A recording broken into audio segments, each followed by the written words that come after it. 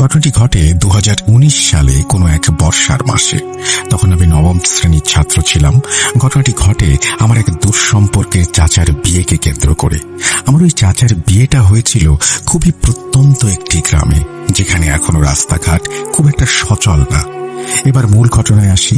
আমার যে চাচার বিয়ে, সেই চাচা একটু ধার্মিক হওয়ায় তার বিয়েটা হয়েছিল রাতে। তাই যথারীতি আমরা প্রায় রাত 8টার দিকে বিয়ে বাড়িতে যাই। বলে রাখা ভালো, বিয়েতে বরযাত্রী ছিল খুবই কম, অর্থাৎ 15 জনের মতো। আমাদের গ্রামের শুধুমাত্র আমি একাই ছিলাম ওই বিয়েতে। যথারীতি বিয়ের কাজ শেষ হতে হতে রাত 1টা বেজে যায়। এবার বাড়ি ফেরার পালা।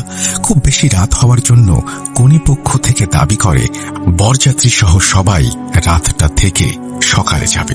কিন্তু সমস্যা হয় আমার, কারণ পরের দিন আমার একটা পরীক্ষা থাকায় আমাকে যেতেই হবে। তাই আমি বললাম আমার পরীক্ষা কাল, আমাকে যেতে হবে। কনে পক্ষের সবাই যেতে নিষেধ করছিল, কিন্তু আমার পরীক্ষার জন্য যেতে তো হবেই। তাই সবার কাছ থেকে বিদায় নিয়ে আমি বেরিয়ে পড়ি আমার গ্রামের উদ্দেশ্যে।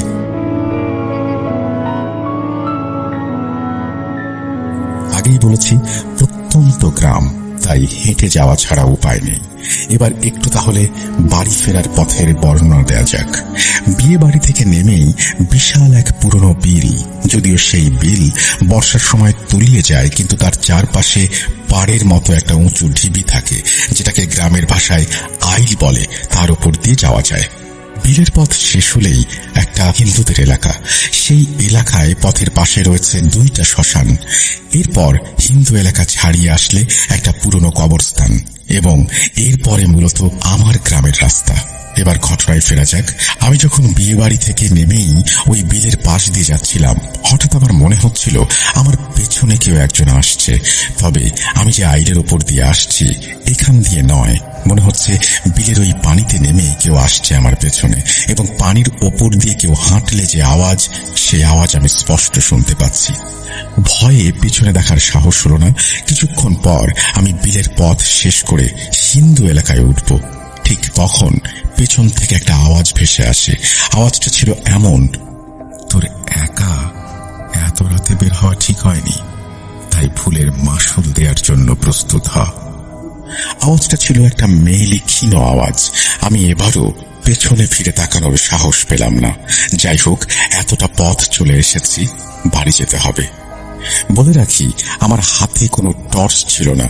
শুধু কথা বলার জন্য নর্মাল একটা ফোন ছিল, যেটাতে টর্চ ছিল না। যাই হোক, হিন্দু এলাকার ভিতর দিয়ে যাচ্ছি। কিছুটা পথ পাড়ি দেবার পর আমি একটা সাইনবোর্ড লক্ষ্য করি, যেটাতে লেখা শ্মশান ঘাট। এটা দেখার পর আমার কেন যেন সামনে যাওয়ার সাহস হচ্ছিল না, যদিও পথটা আগেই চিনতাম।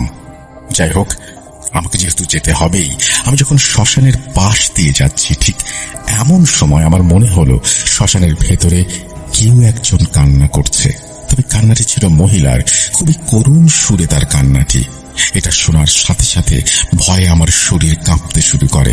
আমি সূরা কেরাত যা পারি সব পড়ি এবং দৌড়াতে থাকি। দৌড়ে যাচ্ছে আর মনে হচ্ছে কান্নাটা আরো জোরে শোনা যাচ্ছে। এইভাবে কিছুক্ষণ দৌড়ানোর পর কান্নাটা থেমে যায়। আমি আবার হাঁটতে শুরু করলাম। কিছু দূর যাওয়ার পর দেখলাম দ্বিতীয় শ্মশানটি আমার সামনে। তখন আমার ভয়ে শরীর ঘেমে যাচ্ছিল।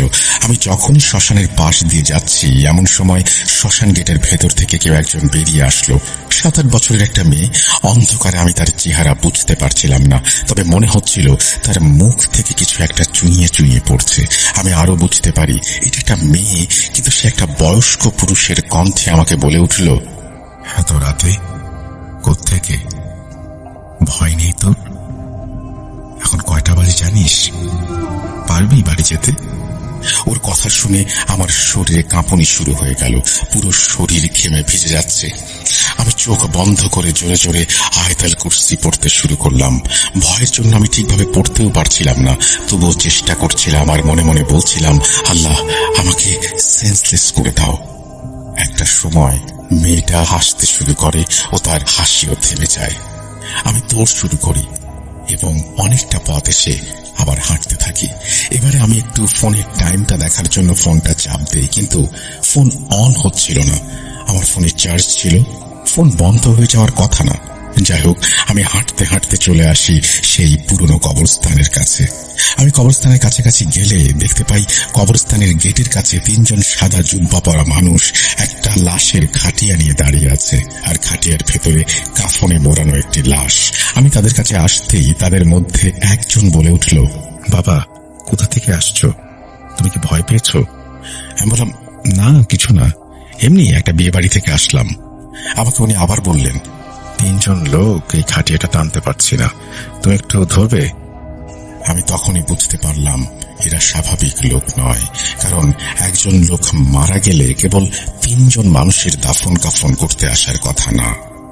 তার থেকে বড় কথা হলো 3 জন বাড়ি থেকেই বা কিভাবে খাটিয়ে আনলো। আমি বললাম, না আমি পারবো না, আমার বাড়ি যেতে হবে বলে আমি হাঁটতে যাব। তখনই অন্য আরেকজন বলে উঠল, ভালো যদি চাস তাহলে আমার কথা শোন। আমি ভীষণ ভয় পেলাম এবার, এবং আমি আয়াতুল কুরসি পড়তে শুরু করলাম। ওই লোকটি বলে উঠল, কি পড়ছিস? যা পড়ছিস সবই তো ভুল হচ্ছে। আমি তার কথায় কান না দিয়ে জোরে জোরে পড়ছি এবং দৌড়াতে শুরু করেছি। এমন সময় আমি কিছু একটার সাথে হোঁচট খেয়ে পড়ে যাই, এবং যখনই আমি উঠতে যাই তখন দেখি আমার পাশে কাফনে মোড়ানো একটি লাশ, যেটাতে হোঁচট খেয়ে আমি পড়েছি। এরপর আমি ভয়ের চূড়ান্ত পর্যায়ে পৌঁছে যাই। আমি লক্ষ্য করি লাশটা যেন হাসছে। এরপর আমার আর কিছু মনে নেই। জ্ঞান ফিরলে আমি দেখি আমার বাড়ির বিছানায়, এবং আমার পাশে আমার বাবা মা, আশেপাশের কিছু মানুষ এবং একজন হুজুর, যিনি মসজিদের ইমাম। সবাই আমাকে প্রশ্ন করে আমি কোথায় ছিলাম, কি হয়েছিল, কিন্তু আমি কোনো কথা বলতে পারছিলাম না। এরপর হুজুর ব্যাপারটা বুঝতে পেরে আমাকে ঝাড়ফুঁক করে একটা বোতল থেকে কিছু পানি খাইয়ে দিলে আশ্চর্যজনক ভাবে আমি কথা বলতে শুরু করি, এবং হুজুর আমার কাছে জানতে চাইলে আমি সব বলি। হুজুর একটা তাবিজ দিয়ে চলে যান। হয়তো ঘটনাটা এখানেই শেষ হলে পারত, কিন্তু না, আমার জন্য আরো কিছু অপেক্ষা করছিল।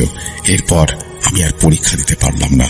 ওই দিন রাতে আমি স্বপ্ন দেখি সেই কাফনে মোড়ানো লাশটা আমার সামনে এসে হাসছে। আমি চিৎকার দিয়ে ঘুম থেকে উঠলে মা বাবা দৌড়ে এসে কি হয়েছে জিজ্ঞেস করে। আমি নিয়মিত একই স্বপ্ন দেখতে থাকি। আমার শরীর দিন দিন খারাপ হতে থাকে। এরপর আমার বাবা ইমাম সাহেবকে নিয়ে আসেন। ইমাম সাহেব এসে আবারও ঝাড়ফুঁক করেন, একটা তাবিজ দেন। বলেন, আমি যে জিনদের কবলে পড়েছিলাম তারা খুবই খারাপ এবং শক্তিশালী। আমি আয়াতুল কুরসি পড়ার কারণে তেমন কোনো ক্ষতি তারা করতে পারেনি। হুজুর বলছিলেন, তোমাকে বিভ্রান্ত করার জন্যই বলেছিল, তুমি যে আয়াতুল কুরসি পড়ছো সেটা ভুল হচ্ছে। তোমাকে বিভ্রান্ত করার জন্য এমনটা বলা, যাতে তোমার ক্ষতি করতে পারে তুমি যদি না পড়ো। স্বপ্নের ভেতরে তোমাকে ভয় দেখানোর চেষ্টা করছে। সমস্যা নেই, আমি তাবিজ দিচ্ছি, সবসময় এটা সঙ্গে রাখবে।